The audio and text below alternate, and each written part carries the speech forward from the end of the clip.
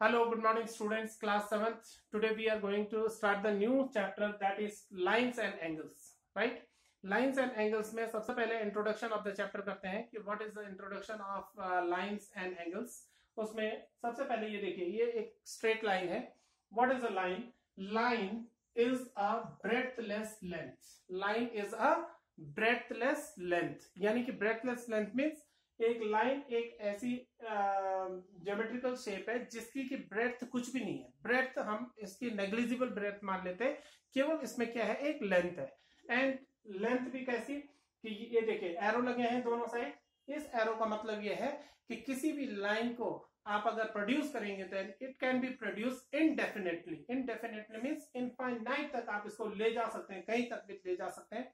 इसका ना तो स्टार्टिंग पॉइंट होता है और ना तो एंड पॉइंट होता है, राइट. इस लाइन को जब हम डिफाइन करते हैं तो केवल आप ये बोलेंगे line is a breadthless length. Breadthless length, right. So when we talk about the other thing that is line segment. अब देखिए लाइन सेगमेंट क्या होता है.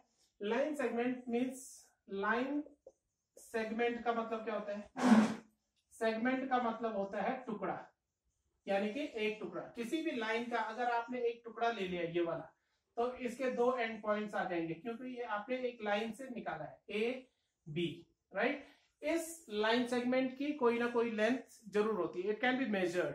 Line segment can be measured but a line can not be measured, क्योंकि उसको आप जब produce करेंगे then it can be produce indefinitely. Indefinitely उसको आप प्रोड्यूस कर सकते हैं दोनों साइड से. जब लाइन सेगमेंट की बात करते हैं तो लाइन सेगमेंट एक पर्टिकुलर यूनिट होती है जो कि आप जो है मेजर कर सकते हैं जिसको, राइट. तीसरी चीज आती है रे, RAY, रे. रे का एक स्टार्टिंग पॉइंट होता है लेकिन इसके दूसरी ओर कोई भी एंड पॉइंट नहीं होता है. It has only one and point. देखें आप, एक ही तरफ एरो लग रखा है, मीन्स एक साइड, जिस साइड एरो लगा है it can be produce indefinitely on that particular side, ठीक. और जहां पे पॉइंट लगा है वो इसका एंड पॉइंट है, ठीक. इसी प्रकार जब हम एंगल्स को डिफाइन करते हैं तो हम ये कहते हैं कि दो एंगल्स का जब एक ही एंड पॉइंट होता है तो उसको हम बोलते हैं एंगल. जैसे एक रे यहां से स्टार्ट हो रही है, let us suppose this be any point O and this is any रे OA, राइट. और दूसरी रे है OB, ठीक. तो इन दोनों रेस का जब एक ही एंड पॉइंट है तो वहां पे बनने वाले इस एंगल को this is called an angle, ANGLE, right. This is called an angle, right. Angle कैसे फॉर्म होता है. जब दो रेस का एक ही एंड पॉइंट होता है then the two rays form an angle. Angle may be of 0 degree. 0 degree कब होगा, when ray OA will completely overlap with the ray OB, ठीक. OA जो है इस OB के ऊपर ओवरलैप हो जाएगा, मतलब OA और OB इसी लाइन के ऊपर आ गए, इसी रे के ऊपर आ गए, then the angle is of 0 degree, right. जैसे जैसे ये रे जो है बढ़ता जाएगा वैसे वैसे ये एंगल भी जो है इस प्रकार से बढ़ता जाएगा. इस तरह से कितना भी डिग्री का बढ़ सकता है, up to 360 degree, right. So this was all about the rays and angles. दूसरा हम बात करते हैं कॉम्प्लीमेंट्री एंगल्स की. देखिए आप कितने भी डिग्री का एंगल तो ड्रॉ कर सकते हैं, लेकिन एंगल्स के फॉर्म आपने पढ़ा है पहले ही कि एक्यूट एंगल कितने होते हैं, कैसे होते हैं.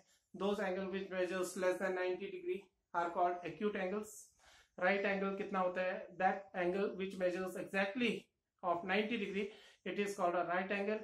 The angle that measures more than 90 degree and less than 180 degree are called the obtuse angles. And 180 degree का जब एंगल बन जाता है तब वो स्ट्रेट लाइन बन जाती है, स्ट्रेट लाइन, राइट.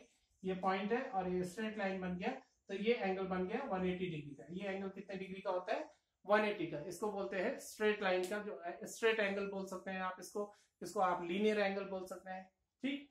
तो ये हो गया 180 डिग्री का, इसको बोलते हैं स्ट्रेट एंगल और लीनियर एंगल, ठीक. तीसरी बात करते हैं हम, जब एंगल जो है 180 से बड़ा हो जाता है तब उसको क्या बोलेंगे, then it becomes a reflex angle. इस प्रकार के एंगल को रिफ्लेक्स एंगल बोलते हैं, राइट. जब एंगल 180 डिग्री से बड़ा हो जाता है. ठीक, और 360 से छोटा रहता है, this is called a reflex angle. ठीक, इसी में आज हम बात करेंगे कॉम्प्लीमेंट्री एंगल्स। ठीक, what are complementary angles? Complementary angles उन एंगल्स को बोलते हैं जिन दो एंगल्स का सम कितना डिग्री होता है? 90 डिग्री होता है। Complementary, COMPLEMENTARY।